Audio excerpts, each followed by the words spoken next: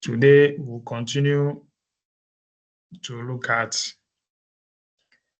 the structure of the nucleic acids. Now we'll begin to join the nucleotides to see the structures that they can form. All right, so Godfred, Eunice, you can put your hands down. We are clear now that my voice can be heard and the presentation is also visible, so you can put your hands down. Eunice, you can put your hands down. I see more of you are still joining, so which is good. I hope that everyone will be able to join, and then we will all benefit from today's lecture. Right, so we continue. We continue with the structure of nucleic acids. Now, we start from what we refer to as the primary structure of nucleic acids.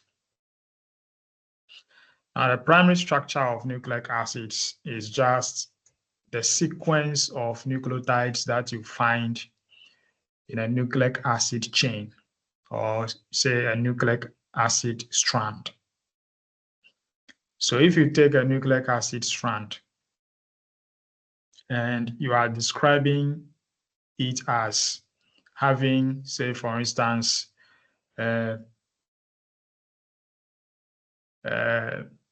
guanosine monophosphate, but in order for us to make it less complex for us, when you see G, it means guanine.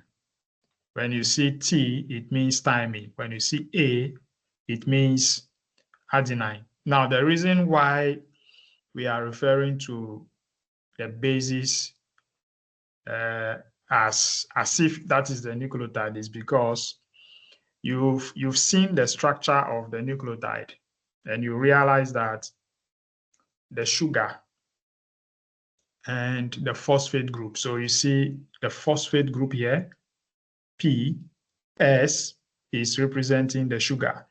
So you see the sugar and the phosphate group, they are constant in the nucleotides. And actually is being referred to as the backbone of a nucleic acid chain, because you see that it's constant throughout. Here you are seeing that the sugar is bonded to a phosphate group, sugar phosphate group. And then you just see on the side of it, the difference, the differences you see with the various nucleotides is with only the bases. So it is the basis on the sugar that will determine which nucleotide it is. So usually when we write the sequence of nucleotides in a nucleic acid, we use just the first letter of the name of the base, which is in that nucleotide. So G for guanosine monophosphate. So G is guanine. So if you are describing the sequence of a nucleic acid to be that it's having, say, we are calling it as the base, guanine, guanine, guanine. So 3 guanines following, and then there is a thymine. The next is a guanine. The next is adenine. Next is adenine. Then cytosine. Then thymine. Then cytosine at the end. So if you are talking about a nucleic acid in that manner, you are describing it in the manner of the sequence of the nucleotides that are in the nucleic acid chain. What you are talking about is the primary structure of the nucleic acid. It's just like when you take protein too and you are talking about the sequence of amino acids that are in the peptide chain, the protein chain. you are talking about the primary structure. The same way, when you are talking about the nucleic acid primary structure, what you are talking about is the sequence of the nucleotides that are in the nucleic acid chain. So that's primary structure of nucleic acids. And this goes for both DNA and RNA strands. All of them have nucleotides, and these nucleotides are going to be in a certain sequence. And that will give you the primary structure of the nucleic acid. Now, apart from that nucleic acid thing, what we have just talked about, you see in a protein, when you are talking about the primary structure of a protein and you are referring to the sequence of the amino acids, what is the bond that exists between the amino acids? Peptide bond, or you refer to it sometimes as a amide bond between the amino acids. The same way, the bond that exists between nucleic acids the bond that exists between nucleotides in a nucleic acid chain is referred to as a phosphodiester bond. You remember when we were looking at the structure of the nucleotide, I mentioned to you that the bond which is holding the phosphate group to the sugar, that bond is a phosphoester bond. And I told you to keep that in mind because we will come to refer to the bond that exists between the nucleotides in a nucleic acid chain, and that you will quickly relate to. Now, you see, I told you in the last lecture that an ester bond, in place of phosphorus, P here will be carbon. So when you have C, with a double bond O on it, with then bonded to oxygen, and that oxygen is bonded to a carbon, you have an ester. But because you have phosphorus in place of that carbon, you call it a phosphoester bond. Now you see that this nucleotide binding to the nucleotide above it. So there's one nucleotide above it, which is having the base adenine, the first nucleotide from the top. The base on it is adenine. Then the second nucleotide that is following that, also from the top, the base on it is thymine. Now you see the bond which is between the nucleotide, the first nucleotide from the top, and the second nucleotide. That bond is also between a carbon, so carbon number 3 of the sugar. And that is bonded to an oxygen, and the oxygen is bonded to that same phosphorus that we were referring to. So it means that bond is also a phosphoester bond. The bond between the nucleotide, the first nucleotide from the top, and the second nucleotide that is following it is a phosphoester bond. So if that's a phosphoester bond, so that is one phosphate group which is forming a phosphoester bond with a nucleotide above it, and then there is a nucleotide on which it was already, which that bond between the phosphate group and that sugar is also a phosphate bond. So that is why it's also a phosphoester bond. That is why you now have that bond which is binding the two nucleotides being referred to as a phosphodiester bond. You have a diester.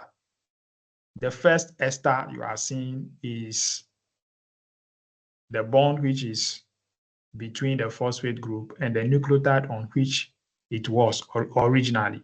Before now, it is binding to another nucleotide on carbon number 3 and is forming another phosphoester bond. So you have a phosphodiester bond.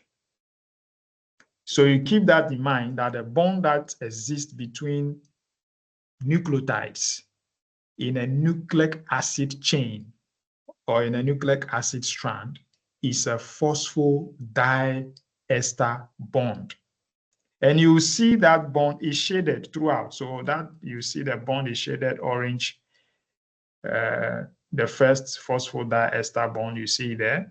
The second phosphodiester bond, you also see it shaded. And the third phosphodiester bond is also shaded orange. So you can see all these phosphoester bonds between the nucleotides from the top coming down. You see that. Now, another thing that you should pay attention to is that you see the first nucleotide from the top is ending with which carbon on the sugar? That is carbon number 5. Carbon number 5. So there too, there will be a phosphate group and there will be a phosphate group there. But you see that at that end is the carbon number 5. Now, when you come to the last nucleotide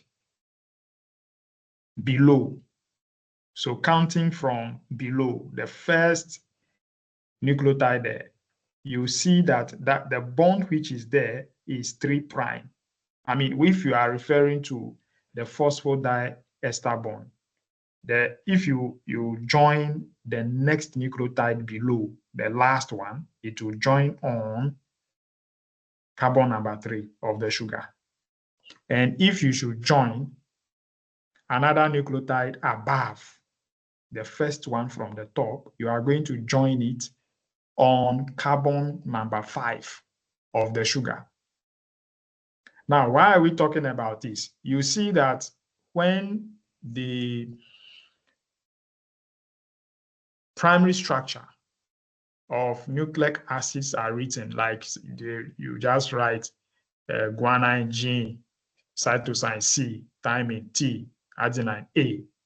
Sometimes you see that this is written with some numbers before and after the strand. So you see 5 prime in front. And then at the end, you also see 3 prime written.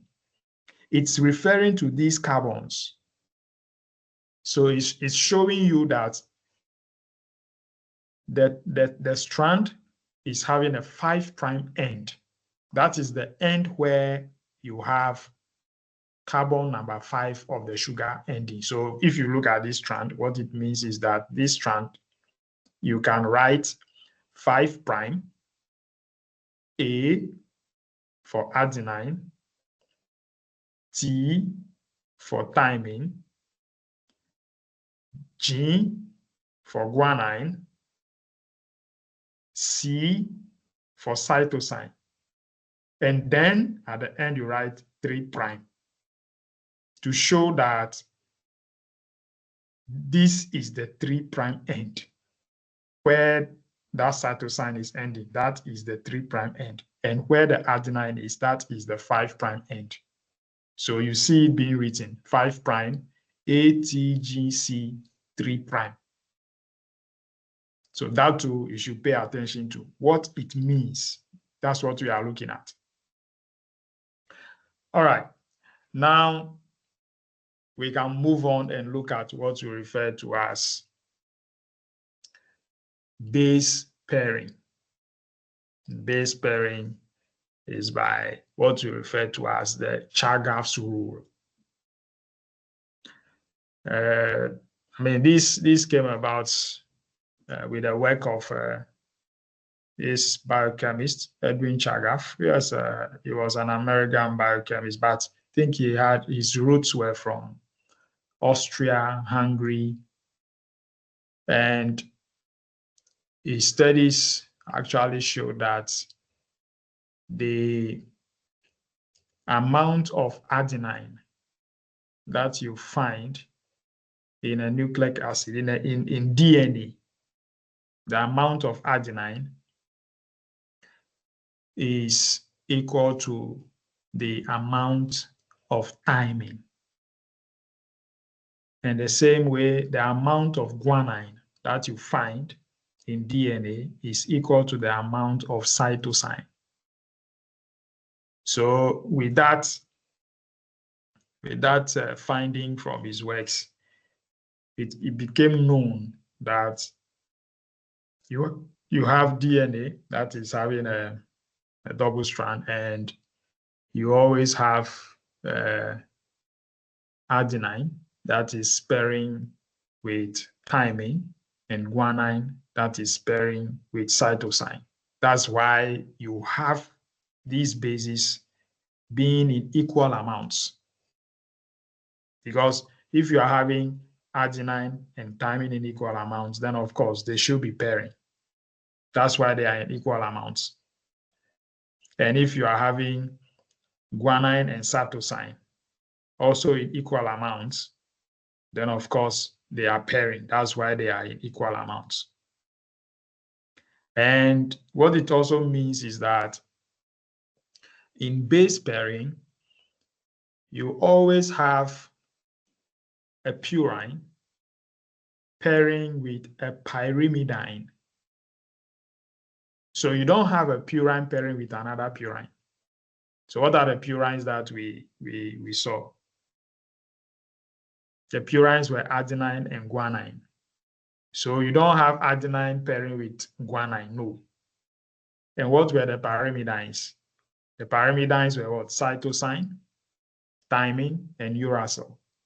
So you don't have cytosine that is pairing with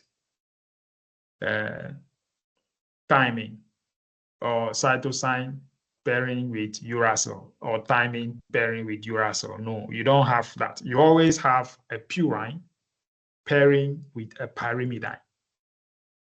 So you keep these rules that purine will always pair with a pyrimidine.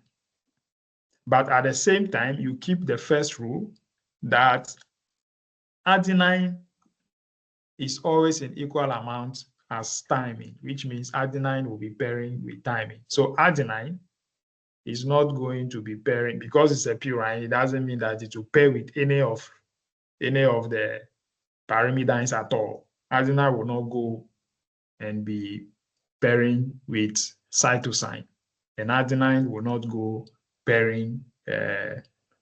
Well, in RNA, you have uracil. When we look at the secondary structure of RNA, you will see that yes, uracil can be pairing with adenine in place of thymine. When we get to that, you see it. All right, so this is base pairing by the Chagaf's rule. Adenine will always be pairing with thymine, and guanine will always be pairing with cytosine. So when we look at that further,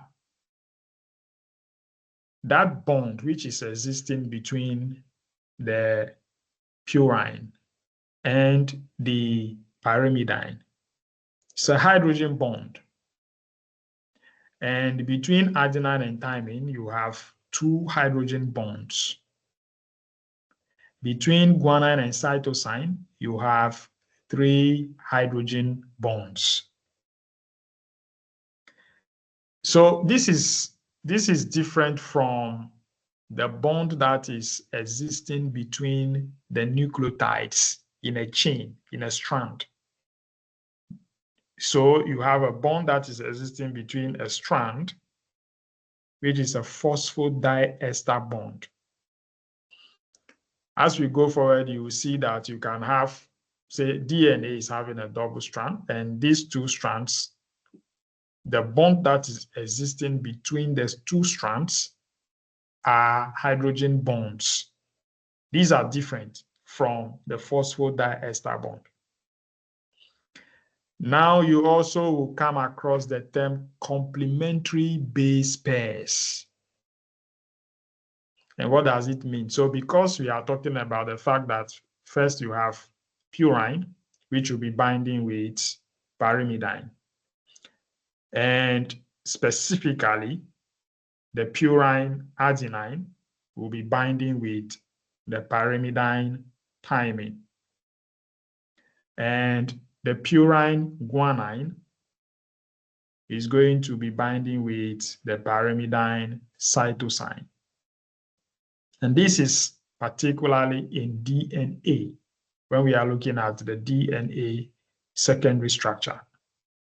Because of that, adenine and thymine, as well as guanine and cytosine, are referred to as complementary base pairs.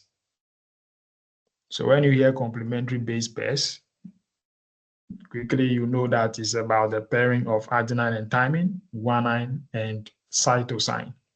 And the bond that exists between these complementary base pairs is a hydrogen bond.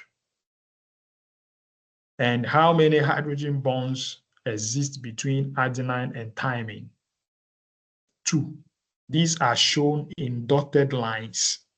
So you see the red dotted lines between adenine and thymine, the first at the top. Then you also see how many hydrogen bonds are between guanine and cytosine.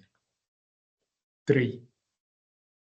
These two are shown with dotted lines. All right. So these specific things, these are questions you will meet if you say you did biochemistry. These are questions which you will meet everywhere about the bonding which is between the nucleotides in a nucleic acid chain. Quickly, this is not something you should be thinking about. It's a phosphodiester bond.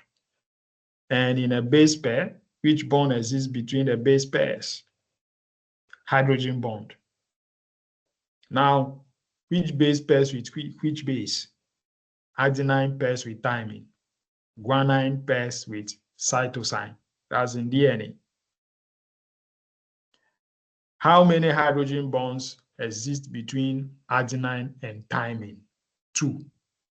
How many hydrogen bonds exist between guanine and cytosine? 3. Now I'm saying these things because a lot of times after the semester is finished, then students are asking, so how are the questions going to be like? As I am teaching, I'm telling you.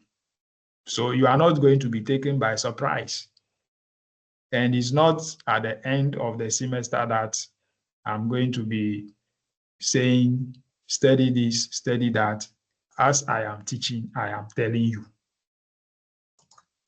All right, so we can move on and look at the secondary structure of DNA. We've talked about the primary structure of nucleic acids, which is the sequence of nucleotides in the nucleic acid strand. And this is for both DNA and RNA. Now we take DNA and look at the secondary structure of it. So the secondary structure of DNA is referred to as a double helix structure. I mean, that's like you are having 2 helixes, 2 ribbons. If it was only one that was wound around, that will be a helix structure. Like you will find, I think in the first year biological chemistry, you did something with the structure of proteins, and you came across the secondary structure of proteins having the helix structure. Here you are seeing double helix because you are having 2 strands of the nucleic acid, and the two of them are wound around. So it's giving you a double helix. So you see inside that double helix, you see the base pairing between the strands that are there. Now, if you pay attention, you see that as the strand winds around, we have what we refer to as a minor groove and a major groove. So there will be some portions of the double helix that will have, very deep and wide insertions, whilst there are some of them that are not so wide and not so deep. I mean, these portions are actually, positions where you find some interaction of the nucleic acid with some regulatory proteins. So you will also be looking at interaction between proteins and nucleic acids, forming what we'll be referring to as, some protein motifs that are interacting with these nucleic acids.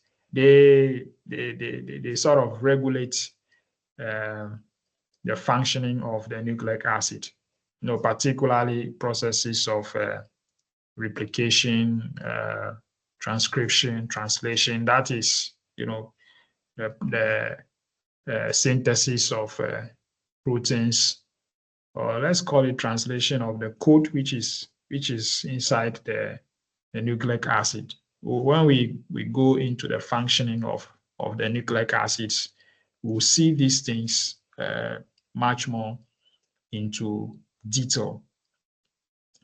Now, this nucleotide, we're talking about 3' end, 5' end. Usually you come across things like, here I'm just talking about, but later maybe when we go ahead, when I give you some of the, I don't know if I sent you a book, but if not, after this, I will surely send you a book, and you see the structure of the nucleic acid is such that what we were looking at with a strand, that one end is ending with the 3' end and the other ending with a 5' end. You see the two strands when they are having the base pairing between them. One strand is from 3' end to the 5' end, that is running down, and the other is running in the opposite direction. So it's being referred to as the strands are running anti-parallel. They are in opposite directions so that you can have the bases in close proximity for hydrogen bonding to exist between them. Okay, so that is about the secondary structure of DNA. Now, usually when RNA is talked about, RNA is talked about as a single strand. Yes, RNA is a single strand. It doesn't form, say, a double helix structure. No. But you can have secondary structure of RNA where you see base pairing. And how does that occur? So yes, you have a single strand, but that single strand can fold. And when the single strand folds,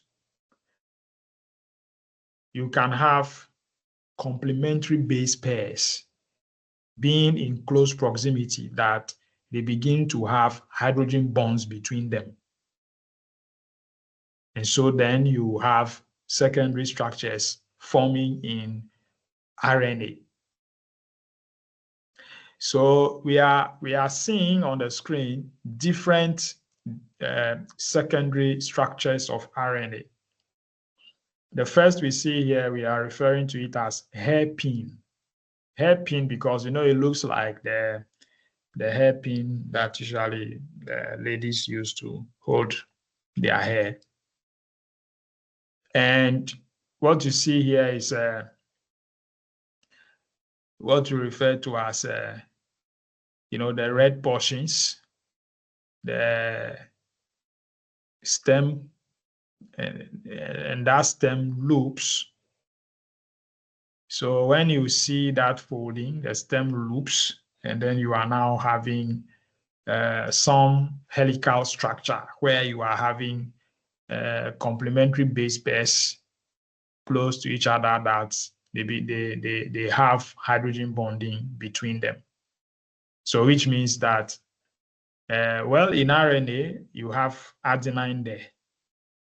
In place of thymine, you have uracil, which means you in RNA secondary structure, you will have adenine pairing with uracil. Guanine will still be pairing with cytosine, just like in DNA. And so we see a similar thing here. So you have an RNA strand that loops. This time around, yes, there's a bigger space up there that you don't have a complementary base pairs, and so there is no interaction. Then it comes to a point where there are some complementary base pairs close to each other, and then you have a hydrogen bonding between them to have that helical structure there, what we are referring to as the double helical stem region. So in this manner, you can have different forms of RNA secondary structure, such that you have what is referred to as a bulging. So a bulging is like you have the RNA strand having complementary base pairs along certain positions, and then at a point, just like what we are seeing here with the stem loop and double helical structure, the red loop up there is a similar thing which we are seeing over here. This is a bulge, but this is like a stem, and along the stem you have a bulge there. It's like you are having some nucleotides that bulge out of the stem. Or you can have some, but this you see these are multiple number of nucleotides that bulge out, compared to what the next one you are seeing is a single base bulge, and that single base bulge is just one nucleotide that bulges out, and the stem continues. You can have what is referred to as a mismatch. That is, say you are having this double helical stem region, then somewhere along the line you have some base, so two bases that are opposite each other are not complementary, and because of that there is no hydrogen bonding between them. But right after that you start having complementary base pairs, and so you see that the hydrogen bonding continues again. So that's a mismatch. It's just a single pair that comes along a stem, and then you have such a mismatch occurring. You can have what you refer to as a symmetric internal loop. Well, somehow you can even look at it as a symmetric bulge, because I mean, this is what you see here. The bulge is at one side. It's a single base bulge at one side. Here you are having like on both sides, which is symmetric. So the same number of nucleotides on the left-hand side, that is it's one strand which is folding anyway. So the same number of nucleotides which is on the left-hand side, the same number is on the right-hand side that are not complementary, and so it's symmetric. In some cases, you can have such a loop that you have more nucleotides on one side than the other. In that case, it is an asymmetric internal loop.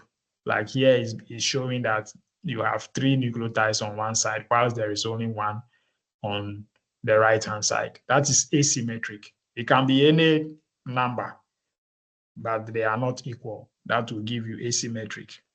And for symmetric, the same, it can be any number, but they are equal on both sides. And that will give you a symmetric internal loop. So today, you can have secondary structure of RNA where you have base pairing, except that you keep in mind that this secondary structure is not forming from 2 separate nucleic acid strands. It's not coming from 2 separate RNA strands. It is one strand. RNA is a single strand, but that strand folds. And when it folds, at certain points, you have hydrogen bonding existing between complementary bases. That's what gives you the secondary structure of the RNA. Right, so from there, we can move on to look at what we refer to as tertiary structure of RNA. So the tertiary structure of RNA is, an RNA molecule that is having more than one secondary structure in it. So if you look at what is being referred to here, the first thing on your left, the diagram there is showing a pseudoknot.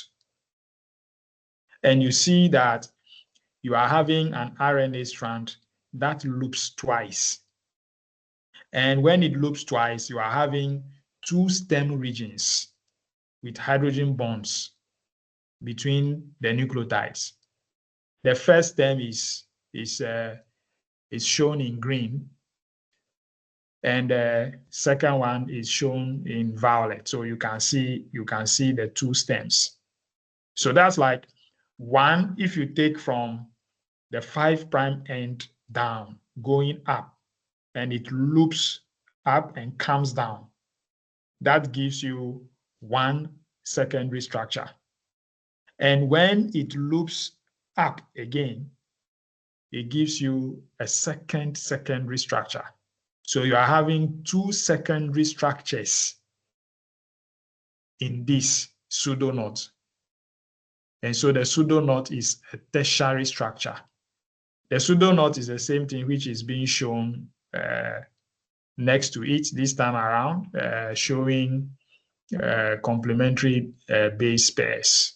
Like you are seeing guanine cytosine in green, guanine cytosine. And then, so now you see uracil and adenine along the line. You see there because it's an RNA molecule. Then you see that the portion where you don't have the hydrogen bonding between the nucleotides is where you are having uncomplementary bases.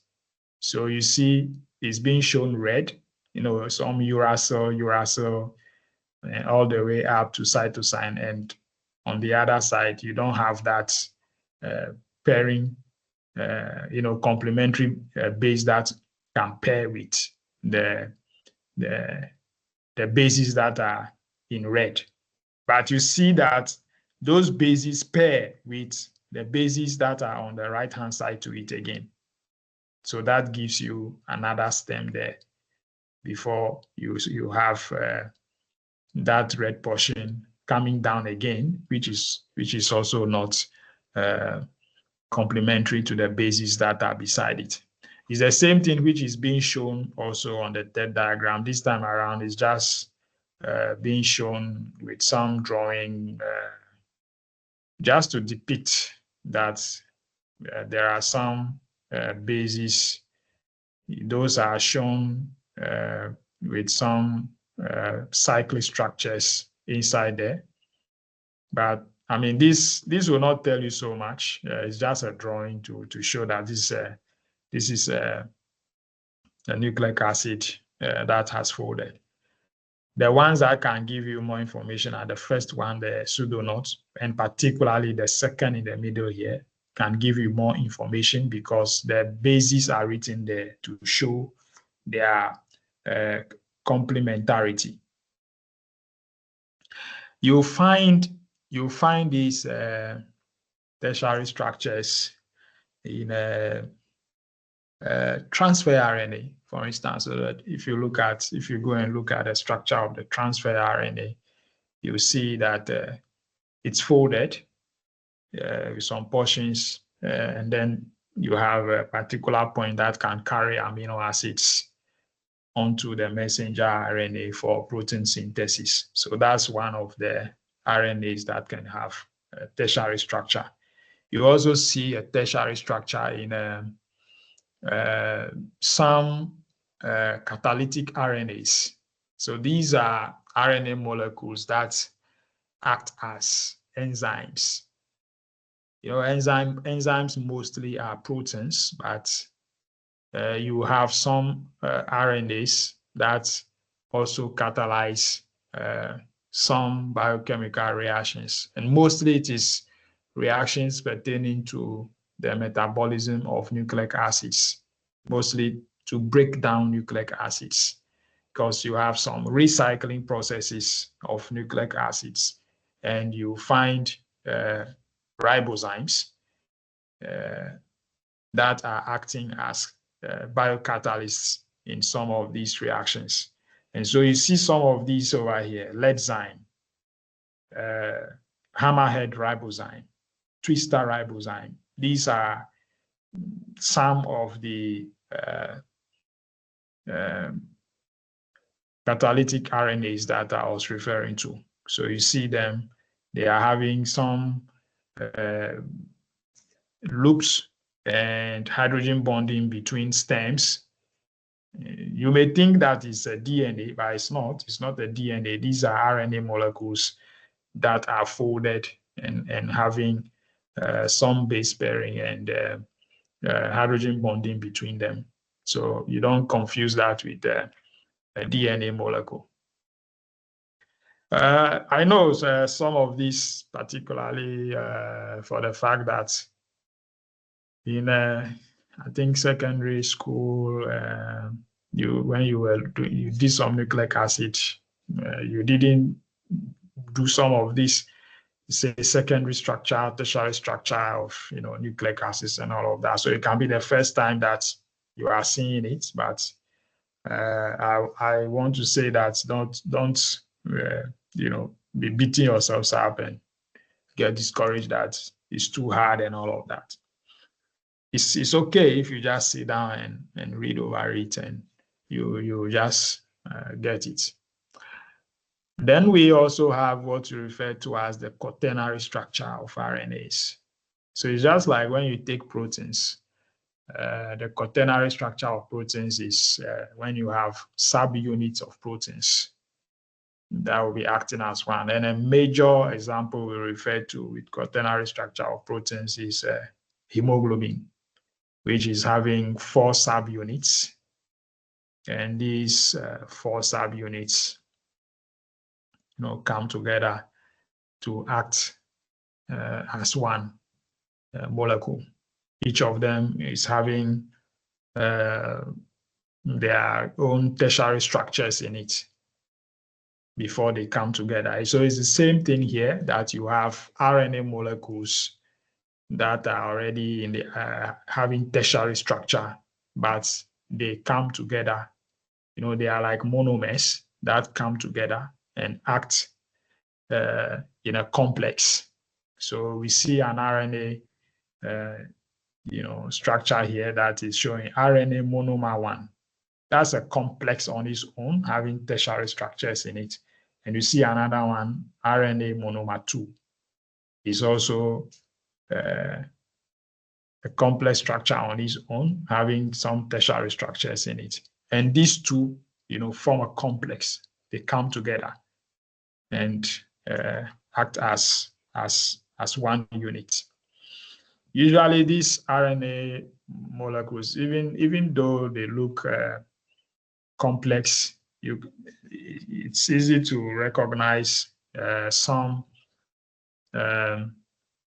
repeating or recurring portions of these RNA structures. So you can easily see these things as monomers that are coming together to form a polymer.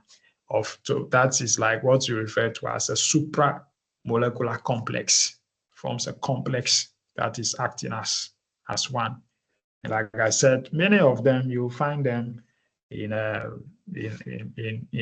catalytic RNAs that are responsible for the breakdown of nucleic acids themselves. All right. I'm just feeling that the information which is coming is getting more and more heavier, even me who is saying it. So you see, I told you biochemistry always you study structure. Then after structure, you move on to study function. So we've been dealing with structure of nucleic acids. So we've been dealing with the structure of DNA and RNA. Now you see we are moving into function, the function of DNA and RNA. Now, what's the major function of nucleic acids? We saw it right from the beginning that nucleic acids are responsible for the transfer of genetic information. So it's about information transfer from parent cells to daughter cells. So from parents to offsprings, you have this information being transferred. Now there are three major processes that occur in such transfer of information. The first is what we refer to as replication. So this is just a summary of what happens. After this, this is to give you an overview. But after this, later, we'll go much more into each of these processes. Say the processes of replication, transcription, translation. We will take much closer look at each of these processes. So we have a process of replication. So this is the process by which you have from one DNA molecule, you have two DNA molecules. So one DNA molecule produces a new DNA molecule. Then you have a process of transcription.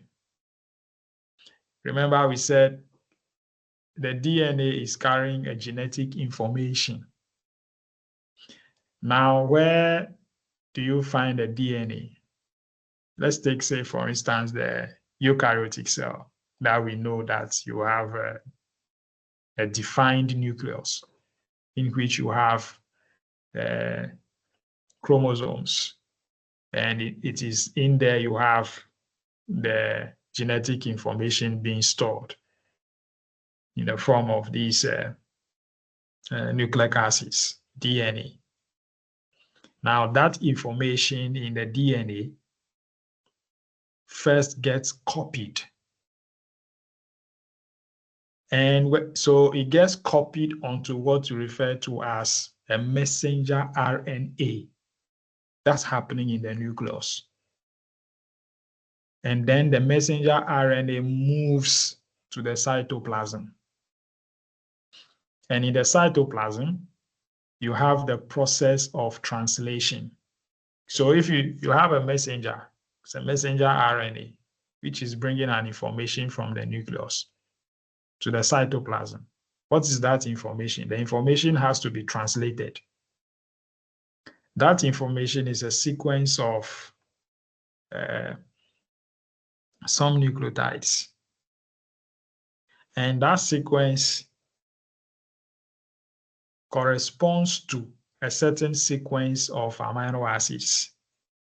And so in the cytoplasm, you have the process of translation, which we also refer to as protein synthesis. Because you see in the cytoplasm, as you have the messenger RNA. So here, the messenger RNA is shown as green. That's the genetic information is coded onto it.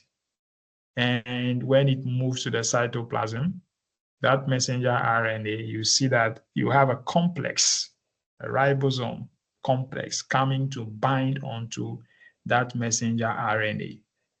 Then you see transfer RNAs are carrying amino acids, which are shown in these round violet balls that you see that the transfer RNAs are carrying those amino acids into that complex. And you see a protein chain is being synthesized. So you see here, growing peptide chain. So you have these amino acids that are joining one onto each other all the way to have a peptide chain. And in the end, what you have below there is a protein. So the protein is the translation. The protein is the information which was coded in the DNA. And that protein, what will it become? That protein, we saw that a protein can be an enzyme. So for instance, if an enzyme is required to catalyze a certain biochemical reaction, that requirement can trigger the expression of a gene in a DNA so that this process of transcription, translation will occur so that the protein will be synthesized and that protein will become an enzyme. Or the protein can be a hormone. Also, a modulator or regulator of some specific biochemical reactions. So depending on a process, a certain protein is synthesized, and that protein will become a particular biomolecule, like a hormone, a neurotransmitter, an enzyme, etc., to perform a particular function. Now I'm saying that we will take each and every process, like how these processes occur, like replication, transcription, translation. I'll also try and look out for some animations or some videos and send you some links so that you can watch some of this, because I know how it can be difficult if you are just looking at it 2D, like, playing on a slide and I'm talking about it. It can be difficult to get. But when you watch some of these animations, it can be clearer to you. I'm just feeling the information is so much that I think today we shouldn't go into each of these processes. But maybe we can look at the genetic code. So we have seen the nucleotides being the structure of the pentose, the base, and the phosphate group. But we refer to the nucleotides by the letters of the bases that are on them. So we are just referring to the bases like adenine, guanine, cytosine, thymine, uracil. That's what we refer to. Now we have what we refer to as the genetic code. And the genetic code is in triplets. So you have 3 nucleotides that come together to code for a specific amino acid. What we have here is, so if, for instance, horizontally on the right-hand side, we have the nucleotides that are present in RNA represented. There are 4. You remember, if you take the purines, you have 2, adenine and guanine. And when you take the pyrimidine, you have cytosine. Remember, we are talking about RNA. So you have cytosine and uracil, not thymine. Because remember, the message that comes from the nucleus to the cytoplasm to be translated is an RNA, it's a messenger RNA, which means that in the DNA, where there was thymine, on the messenger RNA will be uracil. Now we see that the nucleotides which are present in RNA are represented. So vertically, first letter on the right-hand side. And then horizontally at the top, we also have the same nucleotides represented there: uracil, cytosine, adenine, guanine. And then the same is represented on the right-hand side, horizontally. So what you have here, if you take, for instance, in this box, in the first box on the left, when you take first letter, uracil, the second letter will also be uracil. That's at the top. And the third letter will also be uracil, which is the vertical on the right-hand side. If you take the second one, uracil, the second nucleotide is uracil, but here you see that horizontally on the right-hand side is cytosine. Now, what you are seeing, like you see, you are seeing different triplets that can form out of these nucleotides. I think in general, you'll be having about 64 of these triplets, but you have, I think, 61 amino acids out of these. Particularly also because, what did I say, 61? You have 61 triplets that actually code. We have 20 amino acids, but you have 61 of these codes that can actually represent or be codons for a particular amino acid. So for instance, you see that the codes that code for a specific amino acid, those amino acids are written beside them. So like UUC is coding for phenylalanine. Below it, the other code is coding for leucine. When you come to the box below, all those codes there are also coding for leucine. Then you see 3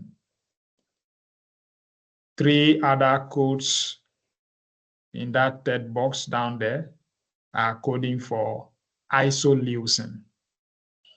So you can look at each of these just for you to see that, yes, you have triplets that are coding for specific amino acids.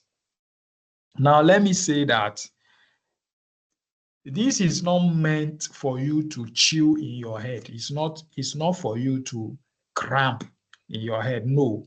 This is a reference that you can always refer to when you take, let's say if you are given a messenger RNA strand with a certain sequence, then you are being asked to produce the amino acid sequence in a peptide which will be produced from it. This genetic code will be given to you to use to do that. So you don't go wanting to cramp this into your head. No, please don't do that. Now, what you can also pay attention to is that you have some special codes like AUG is written, it's written in red. That's the only code that is written in red here, AUG. And it is coding for methionine. So that code, AUG, is called the start codon, because in the process of protein synthesis, the first amino acid that starts that process is methionine. And it is this code, AUG, which is the start code for protein synthesis. So, well, to remember, just remember August, because it looks like a abbreviation or shortening of the month August. So that's a start codon, AUG. You also see 3 others, which are stop codons.